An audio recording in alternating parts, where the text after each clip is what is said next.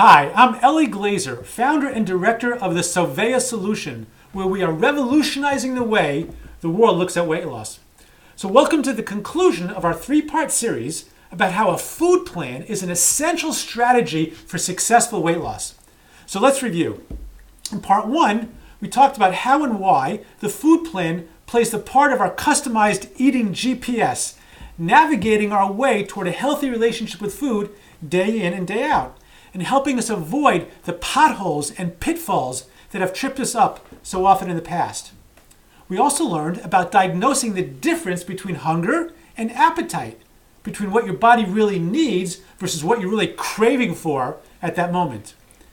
In part two, we detailed how and why food is the gasoline that fuels our body, supplying us with the 6 essential nutrients we need to survive and to thrive, and how using food in the proper formula, QQT, which means the right quality, the right quantity, and at the right times, provides us the optimal energy, vitality, and health.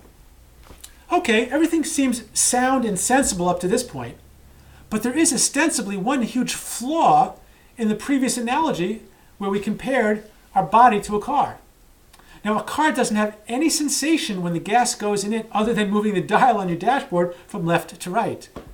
But food tastes really, really good. Eating something you enjoy is a stimulating physical sensation, creating a fun, comforting, and sometimes indulging experience.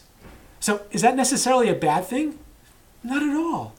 We have taste buds for a reason, to enjoy the act of fueling our body. I mean, what a gift, what a benefit. But also, what a challenge. And that's why it's essential to distinguish between hunger and appetite, between function and benefit.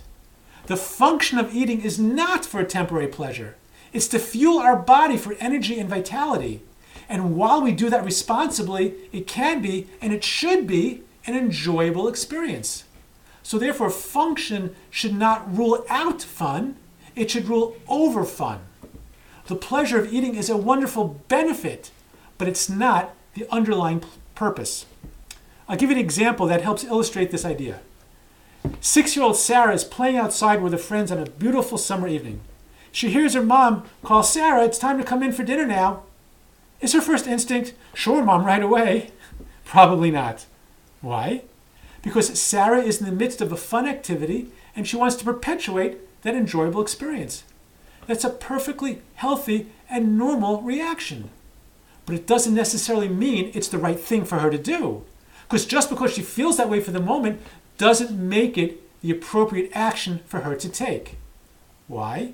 Because feelings aren't always facts. Left to her own momentary impulses, she'll forgo the responsible choice.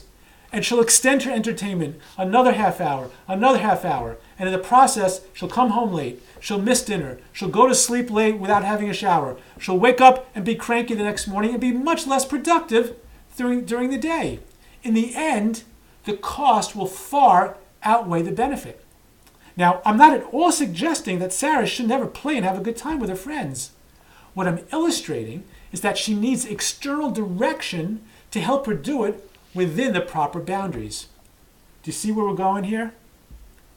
Ellie, you lost 130 pounds and kept it off for all of these years. What changed in you?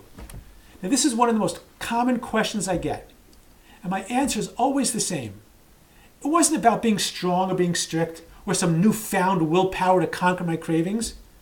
It was all about my willingness to confront the challenge of unconditional and sometimes uncomfortable honesty and self-maturation in my relationship with food. To stop rationalizing and justifying my immediate desire to indulge and to be willing to grow up and to grow out of the 6-year-old syndrome, that just because I felt I wanted to eat didn't necessarily mean that that was the right choice for me to make at that moment. Now, a healthy, robust food plan with well-defined guidelines and goals was one of the linchpins of my transformation. The food plan gave me the 20/20 vision to navigate my way through my daily nutrition, helping me differentiate between feelings and facts, between hunger and between appetite. And here's the secret. Even though I incessantly implore that there are no secrets, shortcuts, or magic pills when it comes to healthy and sustainable weight loss. But nevertheless, I'm going to say it anyway. Are you ready? Here we go. The stronger the boundaries of your food plan are, the easier it will be for you, and the greater success you'll have. Why is that?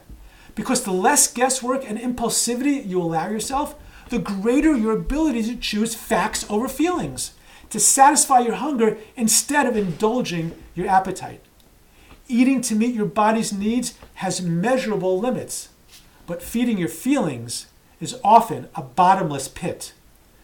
With your food plan, you'll begin the day with a precisely prescribed and personalized plan of action, charting out the proper food groups for each meal, with apt and accurate quantities scheduled for the ideal times. Whether you're overwhelmed, overworked, stressed, or fatigued, your food plan will be the bedrock of consistency and accountability, where you'd otherwise be much more susceptible to spontaneously succumb to sudden temptation. A concrete commitment, first thing in the morning, to diligently stick within the parameters of your plan and not give yourself any wiggle room, no matter what circumstances or triggers may come your way, will give you a tremendous freedom from food obsession. After each meal, you'll know that all of your nutritional needs will have been met and that you will be satiated, satisfied, and energized to go on with your day. You'll learn to live life between meals without the ever-present possibility of noshing, grazing, or grabbing. Now, this is the first step toward true transformation and experiencing the incredible freedom to change.